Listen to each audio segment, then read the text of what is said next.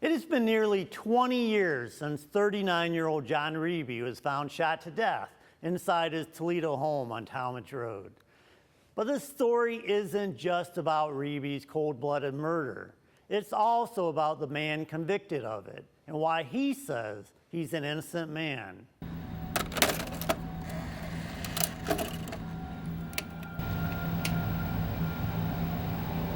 John Riebe's own 12 and 13-year-old daughters found their father dead in his house. They had just gotten home from school Wednesday. The door was locked, so I went through the window. Crawl in and let her in. Saw him on the ground. And we realized, something's wrong. And I called 911. Once the dispatch had told me to roll him over, I could tell he was already dead. There wasn't any movement, any breathing. And 25 minutes earlier, as the girls were on their school bus, Riebe made 2 urgent calls from his home to his estranged wife. Hey Lisa, how come you haven't called me back yet? Call me back, I need you to go pick that check up for me. Lisa, hurry up and call me back, man. I got somebody here waiting for this money. Riebe was doing contract work for A1 Heating, which was holding a check for him for a project he recently completed with his helper, Eric.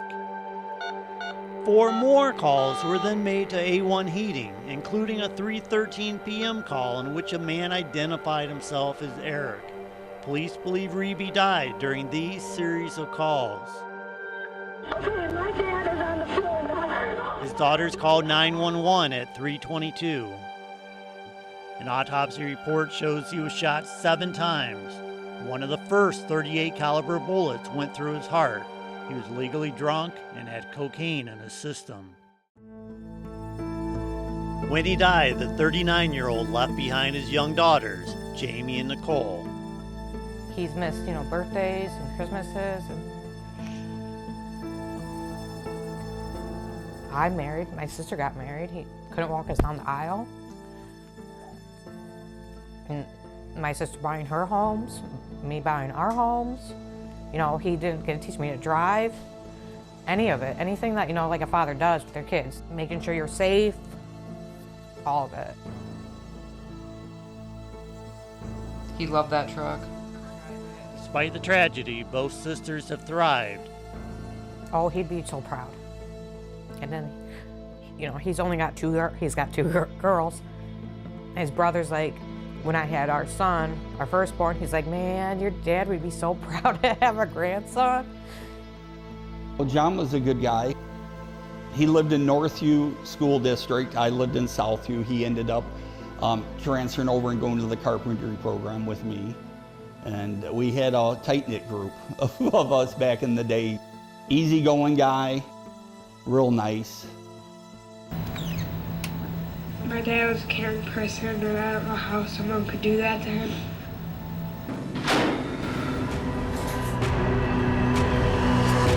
Early on, police zeroed in on a suspect in the murder of John Riebe. I wasn't there at his house. I wasn't there. That man was almost immediately identified as the killer, but now police had to prove it.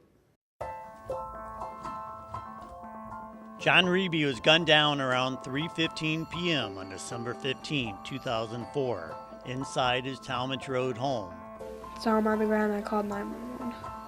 His daughter Jamie was on the phone with dispatchers by 3:22, and the hunt for the killer was underway. I swear the police were there within a minute. The first officer showed up within a minute and, took over whatever was happening. And Footprints, cigarettes, shell casings, and Riebe's body were all part of the early investigation. 11 Investigates has reviewed more than 1,000 pages of police, BCI, and court documents, along with audio and videotapes. We've also interviewed more than a dozen people associated with this case, and all of those people told us the same thing. There were a series of phone calls between 2:57 and 3:13 p.m. that are the key to this case. That's when John Riebe was trying to get his check from A1 Heating. But there was somebody else in the house at that point, and they also wanted that money badly enough that they were willing to kill him over it. But there were two other calls that caused investigators to quickly identify a suspect.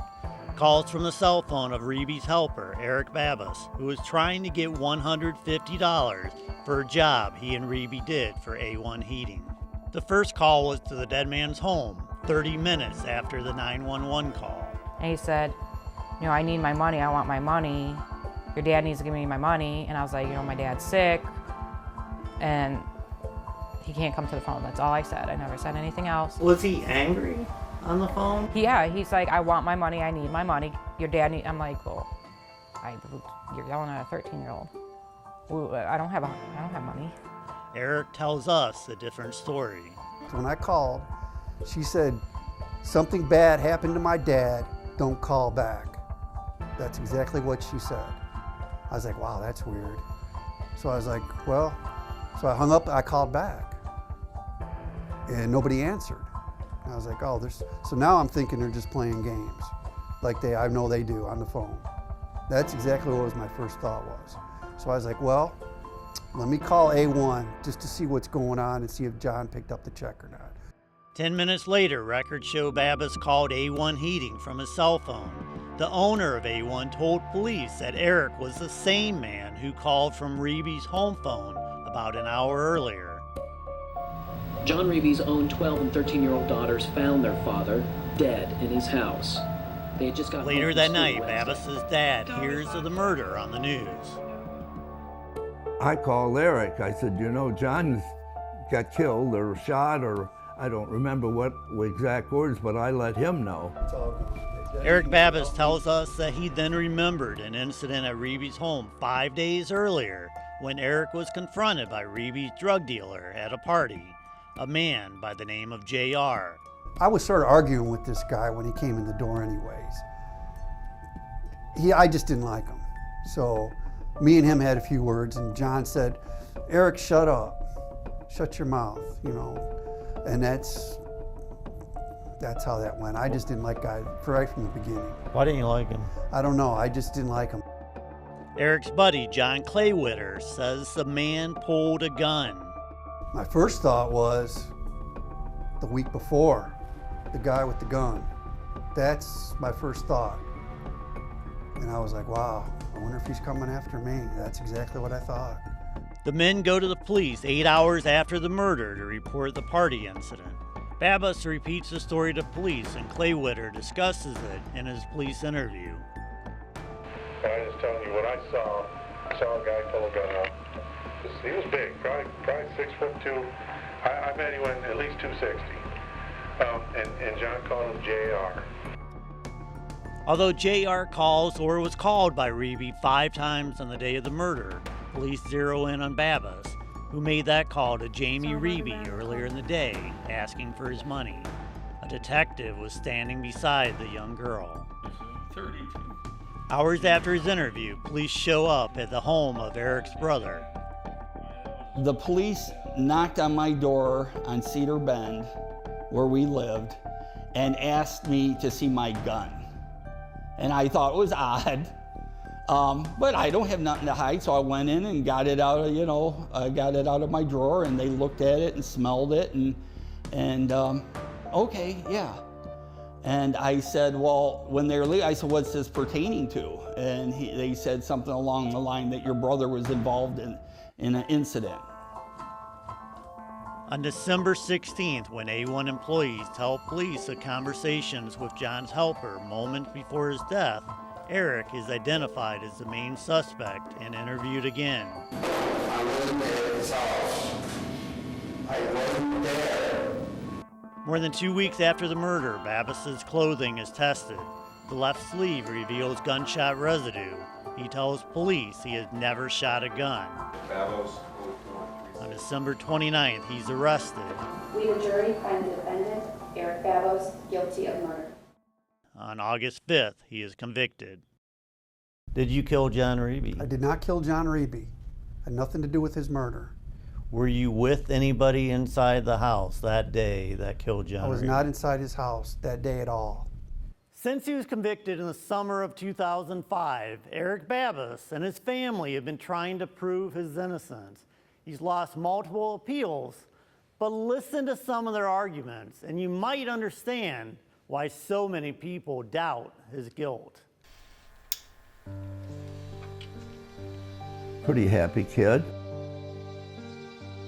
You know, he had his brother, he had the neighbors down the road.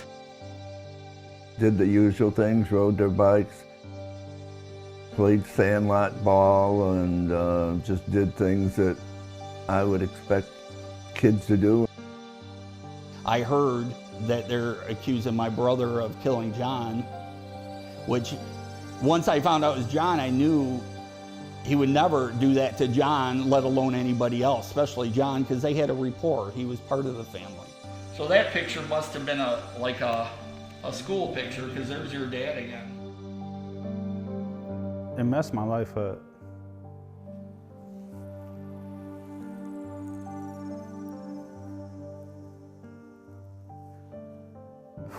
I just need to take a minute. Well, for one, not having a father figure in my life, you know, I wasn't on the right path. I didn't have nobody to put me on the right path. That's 78. We went to Catholic grade school. I believe Eric Babos is innocent, and I think about him all the time. It's sad to say, probably the biggest failure of my criminal practice. Did you kill John Reby? I did not kill John Reby. Had nothing to do with his murder. Were you with anybody inside the house that day that killed John? I was not inside his house that day at all. When John Reby was murdered on December 15, 2004, We, the jury, find the defendant, Eric Babos, guilty of murder. and Eric Babos later convicted in the early hours of August 5, 2005, lives were destroyed, memories frozen in time. I got the call at my house, woke up out of bed, and I can remember that. And my dad, with a shaky voice, said, "They convicted him." I said, "You gotta be kidding me." Lisa, hurry up. Call me back, man. I got somebody here waiting for this money. Prosecutors believe that somebody was Babas, holding a gun on Reby. Minutes later, they say he killed his longtime friend. A defense team investigator believed differently. The calls to his ex-wife Lisa saying, "Hey, I got somebody here, you know, wants money." But never said, "Hey, Eric's here to get money." Remember, Eric was in her wedding. She knew Eric very well. Babas helped Reby with heating and air conditioning projects. His supporters say at the time of the killing he was 3.8 miles away, remodeling his brother's house after determining that morning that John didn't want to work. Well, I called him up in the morning. He said, "Oh, I could tell he was sounding a little funny. I knew he was high. I mean, I'll just say it, he was high." But he's like, "Call me in an hour and let's, we'll see what's going on then." So I called him back and he said, "We're not working today." An autopsy indicated there was alcohol and cocaine in Reby's system. Phone records show Babas called John in the morning at 6:51 and 8:31. He then called his father at 8:39. I went and picked up Eric at 10:45. We stopped at Speedway down the corner of Door and Reynolds, and he got a coffee. And I dropped him off the house about 11. And we went in and I went through some of the stuff that he needed to do. And then he called me for a ride after I got off of work that day. So he was over there working all day. That pickup happened around 4:30. Phone records show Greg called him at 4:24. A bank photo and store surveillance capture the men minutes later. And he came in and seen what I did, and yeah, that was our plan, was to go buy a Christmas tree, and we picked up my niece and dropped her off too. Stopped at the bank. He asked me if I needed money. I was like, "No, I don't need any money, I have money." Now, police believe Babas was at his brother's and then took a bicycle from the garage and rode to Rybe's. Detectives spotted bikes by looking through a window, according to court testimony. They seen a pile of bikes sitting in the garage, my nephew's bikes, little BMX bikes from when he was a kid. None of them had tires, chains, they were in a pile. Their theory is that I went and I rode a BMX bike 5 miles in the middle of winter. And they even came over and checked. He had 2 flat tires. You know, it was unrideable. You're talking, what, this is in December, so he, you know, they theorized that he would ride that bike all the way from Westacre to John's house, which is insane. It's just, you know, the way things In more than a dozen interviews, no one we spoke with ever saw Babas shoot or own a gun. The thing about any time the police arrest you, you are assumed guilty by the general public. And what you are guilty till you prove yourself innocent, and that is the way the system works. If anybody tells you you're innocent till you're proven guilty, that is either a lie or a fool that's talking to you. Stephen Babas is right. When a suspect is arrested, national figures show the majority of them are convicted if they go to trial. And it's even harder to be exonerated once convicted. But 11 Investigates has found several things that seemingly point to a different suspect. A suspect who police almost completely ignored.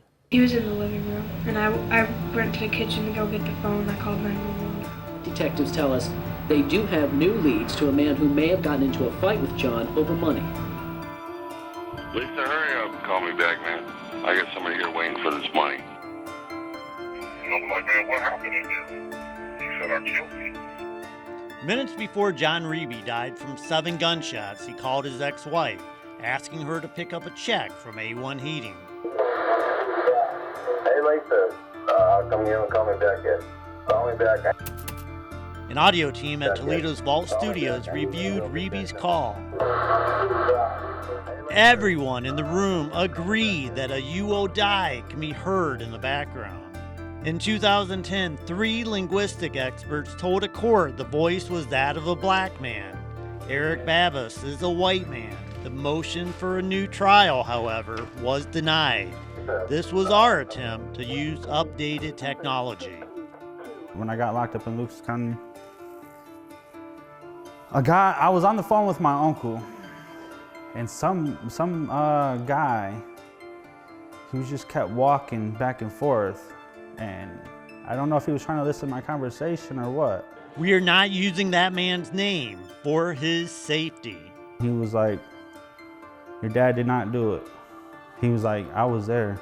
I was at the crime scene. He recently repeated that story in a jailhouse call to us. Yeah, I sat in the vehicle, I heard gunshots in the car. And my stomach truck and JR exited the residence fast and ran to the car, and we drove off. And I was like, man, what happened in here? And he was like, man, I don't know, man. I got trigger happy. He was playing with my money, and I shot him. He said I killed him. The man he was talking about was his longtime friend, Balin Rogers, whose nickname is JR. Police later identify him as one of Rybe's drug dealers. Phone records show 5 calls between Riebe and the man on December 15th, the day of the murder. I was telling you what I saw a guy pull a gun out. He was big, probably 6'2". I bet he went at least 260. And John called him JR. On the night of the murder, John Claywitter and his friend Eric Babas told police about their interaction with JR at a party at Rybe's house 5 days before. I was sort of arguing with this guy when he came in the door anyways. I just didn't like him. So me and him had a few words, and John said, Eric, shut up. Police did not talk to JR until a week after Babas had been indicted. In court testimony, Sergeant Robert Colwell said JR told him he did not carry a gun, and he believed him. You get a concentration on a defendant. You believe that that person is responsible for what crime you're investigating, and then by doing that, you exclude all other possibilities. So the fact that they asked the person that we suggested may have committed the crime, did you have a gun? Oh no, I don't even have a gun, I don't carry a gun. And then just dismiss that without following up or finding out anything else about that person. 2 months after Babbis's trial, JR was arrested for carrying a gun as a felon. It was a .380, the same caliber that killed Riebe. JR has 140 charges on his criminal record in Toledo Municipal Court, including weapon charges and lying to a police officer. He is currently in prison for domestic violence. I went to see him in the county jail. I went to see if he would tell me anything, and it wasn't a cooperative interview. And he was more bragging, like I asked him, have you ever killed anybody? He's like, well, if I did, I wouldn't tell you. But he was just telling me that the guy who was in there should just do his time and keep his mouth shut. Nearly everyone that we interviewed for this series agreed that a series of phone calls made between 2:57 and 3:13 p.m. are the key to the case. This is the time period that Riebe was killed. Daniel Boyle was the office manager for A1 Heating. He took calls from a man who identified himself as Eric, John's helper, shortly after 3 p.m. You believe that it was a black man that you were talking to? That's correct. Do you believe at this point, 20 years later, that that was not Eric on the phone? I don't know if it was Eric or not. I know it sounded like a black man. I did talk to multiple jurors on the case. One told me that this information could have made a difference in her decision. Boyle was not asked about the ethnicity of the caller during trial. Look at the actual court chance. But his statement to me mirrors what linguistic experts said back in 2010. I just want everybody to know that my dad is innocent. And I just want justice for the Babbis family, the Riebe daughters. Even though I watched that documentary and the Riebe daughters said they would never, never, ever forgive the Babbis family, well, I want justice for the Riebe family too. You know, just because they said that about my dad or whatever, I don't hold any grudges, but I want justice for your dad just like I want justice for my dad. That father is now a grandfather. He gets on the phone, when you coming to see me, Grandpa? What do you say? Oh, I'm far, far away. I'll be there soon. After learning of some of the things we found, I can tell you that the Ohio Innocence Project is once again involved in this case. But let me be clear, John Rybe's daughters, Jamie and Nicole, have zero doubt that Eric Babbis killed their father, and I shared many of my findings.